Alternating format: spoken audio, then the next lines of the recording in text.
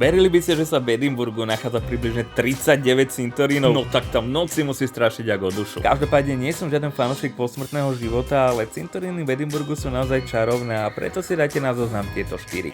St. Cuthbert leží priamo pod tieňom Edinburského hradu na konci Princess Street. Patrí medzi najstaršie meste, jeho história siaha až do stredoveku. Old Calton je malebný cintorín pod kopcom Calton Hill známy svojou krásnou a trochu pochmurnou atmosférou. Smerom k Holyrood Palace natrafíte na Canongate Kirkyard, kde je pochovaný básnik Ferguson.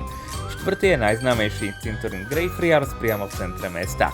Z jeho náhrobkou čerpala inšpiráciu spisovateľka Rowlingová pri písaní Harryho Pottera. Nájdete tu pomník s menom Thomas Riddle, ktorý bol predlohou Voldemorta, alebo náhrobky s menami William McGonagall či Robert Potter. Cintorín je tiež známy legendou o Bobby Imbernom psíkovi, ktorý údajne strávil 14 rokov pri hrobe svojho pána. Tak čo, dokázali by ste navštíviť toľko cintorínov za deň? Pokračovanie v ďalšom videu sledujte.